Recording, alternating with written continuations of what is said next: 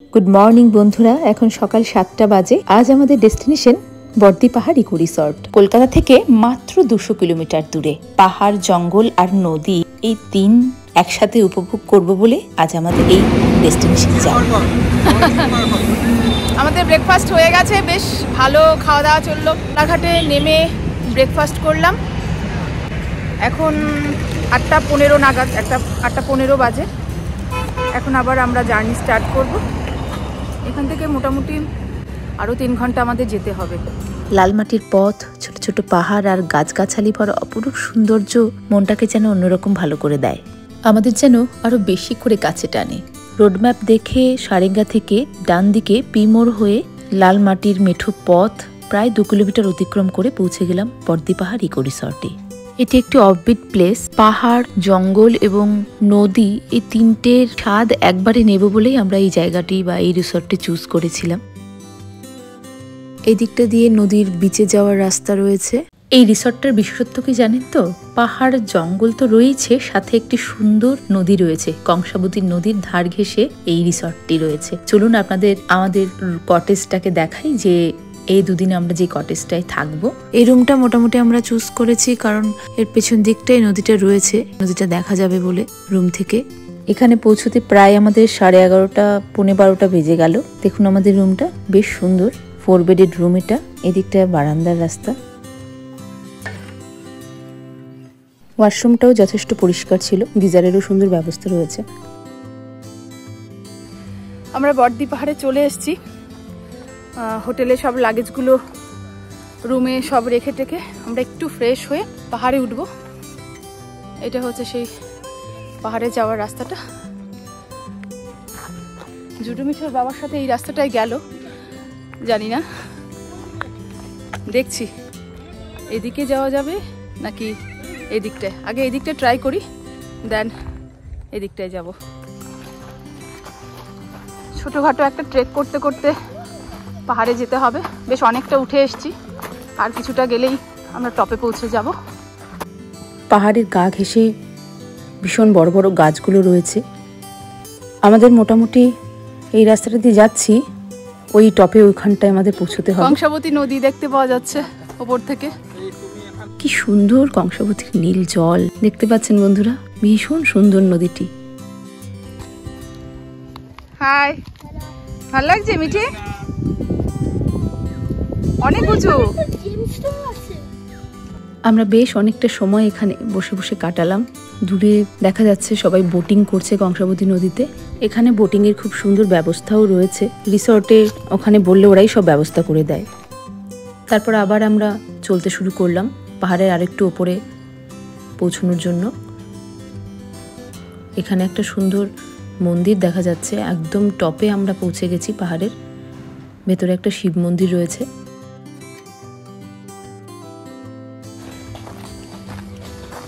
এই জায়গাটাতে নামতে এখন একটু বেশ কষ্ট হলো। ওঠার সময় অতটা ফিল করছিলাম না, যে ঝটপট উঠে পড়েছি।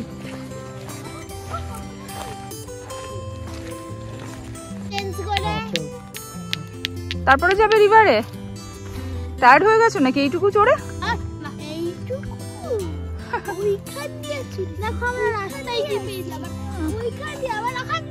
ও, মানে 4-5টা সব জায়গায় ঘুরে নিয়েছি আমরা, বলো। চল চল। কি পেয়েছো? স্টোন। পাহাড়ে অনেকটা ট্রেক করাই বলতে পারেন। করার পর আমাদের ভীষণ খিদে পেয়ে যায়। আমরা তারপরে লাঞ্চটা সেরে নিই। লাঞ্চে ছিল গরম ভাতের সাথে ঝুড়ি ঝুড়ি করে আলু ভাজা, আলু পোস্ত, ডাল, স্যালাড, মাছ অথবা মাংস, যে যার পছন্দ মতো। লাঞ্চটা সেরে নিয়ে আমরা রুমে একটু যাব, ফ্রেশ হব। ফ্রেশ হয়ে তারপরে যাব কংসাবতী নদীর বিচে।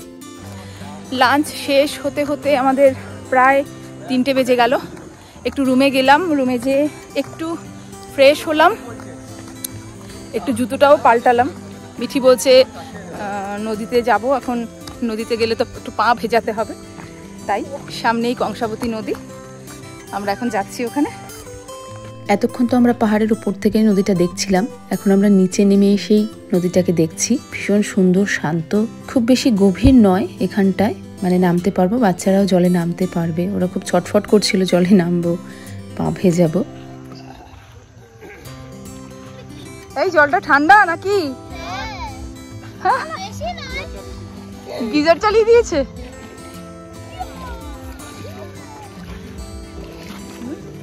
কি সুন্দর টলটলে জল।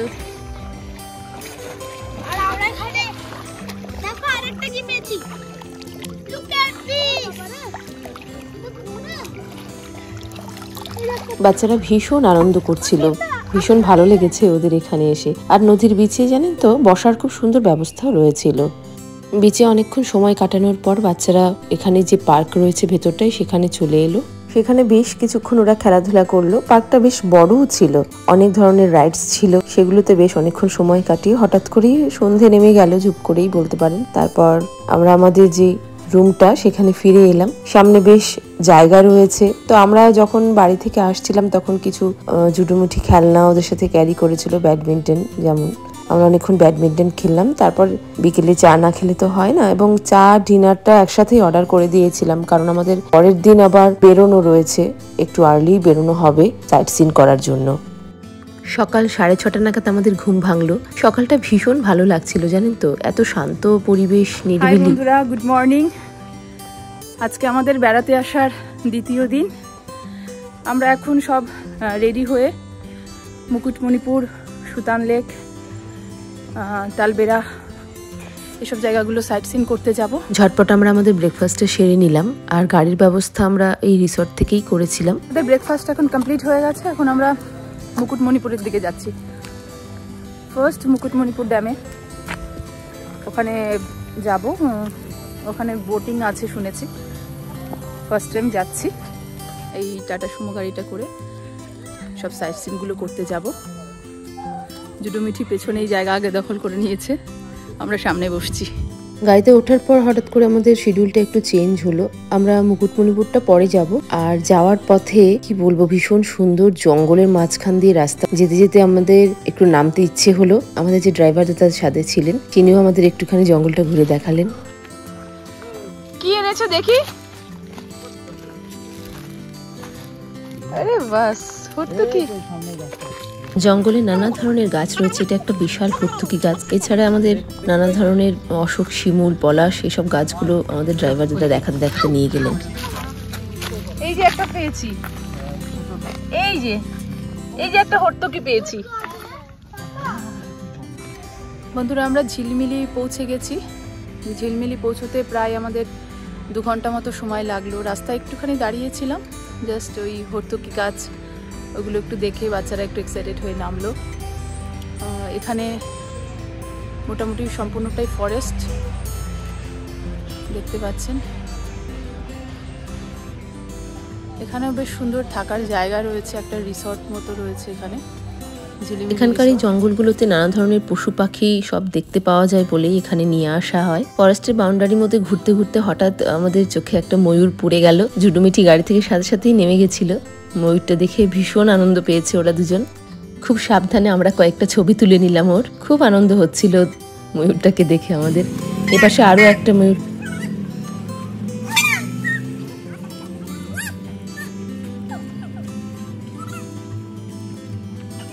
এরপর আমরা চলে এলাম তালবেড়িয়া ড্যামে।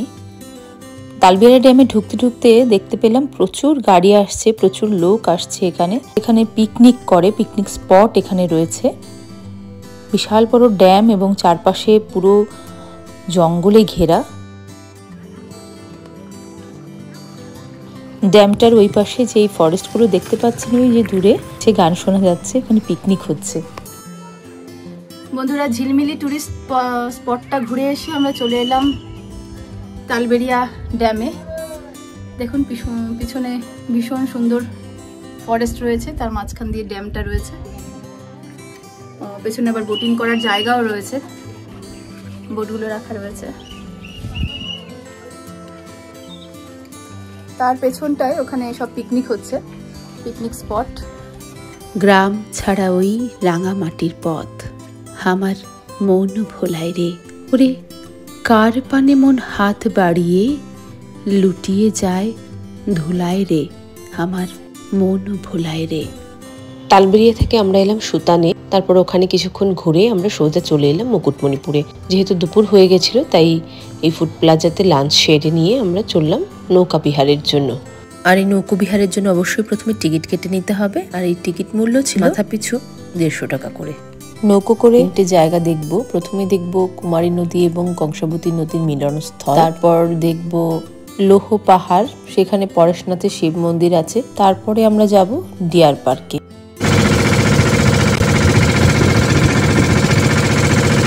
বোটে উঠে প্রত্যেকে আমরা লাইফ জ্যাকেট পরে নিলাম। আমাদের যেতে যেতে বেশ বিকেল হয়ে গেল, বেশ পড়ন্ত বিকেলে। দেখতে পাচ্ছেন জলের উপর সূর্যের আলোটা পড়েছে। এবার চলে এসেছি লৌহ পাহাড়ে। বেশ সুন্দর পাহাড়টা, বেশ উঁচু, তার উপরে সেই পরেশনাথের মন্দির, পরেশনাথের ঠাকুর দেখা যাচ্ছে, শিব ঠাকুর। ওপর থেকে পুরো ড্যামের ভিউটা খুব সুন্দর দেখা যাচ্ছিল। পুরো ড্যামটা আমরা দেখতে পাচ্ছিলাম এখান থেকে একদম স্পষ্টভাবে। মিনিট 20 মতো আমরা এখানে ছিলাম। মিনিট 40 লাগলো আমাদের পুরো ড্যামটা ক্রস করতে। তারপরে এই মন্দিরটা দর্শন করলাম, তারপরে এখন ডিয়ার পার্কে যাব। অনেকটা দেরি হয়ে গেল আমাদের মুকুটমণিপুর আসতে, আর একটু আগে এলে ভালো হতো। তো দেখা যাক, দেখতে পাই কতটুকু আমরা। তারপর আবার বোটে করে আমরা ডিয়ার পার্কে এলাম এবং এখান থেকে ইঞ্জিনের ভ্যানগুলোতে করে আমরা ওই ফরেস্টের দিকে গেলাম। কিন্তু ডিয়ার পার্কে দুর্ভাগ্যবশত তখন সব ডিয়াররা ভেতরে চলে গেছে, একদম ফরেস্টের ভেতরে, আমরা দেখতে পেলাম না। 3টে নাগাদ পৌঁছতে পারলে হয়তো আমরা দেখতে পেতাম। জুডুমিঠি আমাদের একটু মন খারাপ হচ্ছিল, তবে বোটে চড়ে বেশ আনন্দ পেয়েছে ওরা। রিসর্টে ফিরতে আমাদের 7টা বেজে গেল। এরপর আমরা এই মাংসের রেসিপিটা আমরা টেস্ট করলাম। এখানকার স্পেশাল শালপাতায় মুড়ে চিকেনটাকে পুড়িয়ে তারপরে খাওয়া হয়, বেশ খেতে ছিল। তারপর আমরা রুমে এসে ডিনারটা অর্ডার করে দিয়েছিলাম, কারণ বেশ অনেকটা রাত হয়ে গেছিল। সারাদিন বেশ ছোটাছুটি হয়েছে, রেস্টেরও দরকার ছিল, তাই তাড়াতাড়ি করে আমরা ডিনারটা সেরে নিলাম। পরদিন সকাল 7টা নাগাদ আমাদের ঘুম ভাঙলো। আজ একটুখানি আপনাদের রিসর্টটা ঘুরে দেখাই। এটা হচ্ছে ডাইনিং এর জায়গা রিসর্টের। আমরা এখানে প্রতিদিন লাঞ্চ, ডিনার, ব্রেকফাস্ট করেছি। ডাইনিং এর সামনেই সুন্দর ফুলের বাগান রয়েছে। তারপর সেখান থেকে বেরিয়ে এসে আমরা আবার বর্দি পাহাড়ের সেই উপরে উঠেছি দুজনে। জুডুমিঠি অবশ্য রুমে ঘুমাচ্ছে। বর্দি পাহাড়ের ওপর থেকে কংসাবতী নদীর ভিউটা না সবসময় দারুণ লাগে। পেছনে বেশ কুয়াশা পড়ে আছে। বর্দিতে এসে বর্দি পাহাড়ে দাঁড়িয়ে আছি, বর্দি পাহাড় রিসর্টে। আমাদের আজকে 3rd ডে। আমরা আর এই 10টা সাড়ে 10টা নাগাদ কলকাতার দিকে রওনা হব। এই দুদিন সকালবেলাটায় আমরা অত ভিউ দেখতে পাইনি। রাজীব দাঁড়িয়ে আছে যে।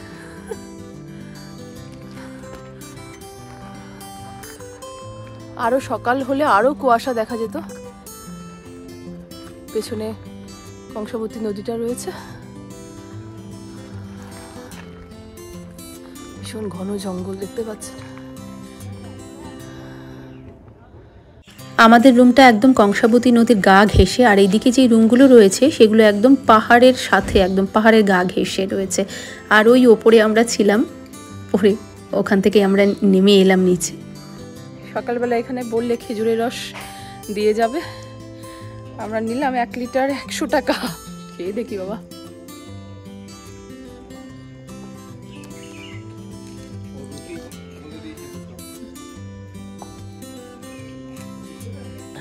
খারাপ নয় খেতে, খেতে পারেন যদি পছন্দ করেন তাহলে। একটা হালকা স্মেল হয়, ফার্স্ট টাইম যারা খাবেন তাদের হয়তো একটু অন্যরকম লাগতে পারে। যাই হোক, আমি সে অনেক ছোটবেলায় খেয়েছিলাম আর এই খেলাম, ট্রাই করলাম।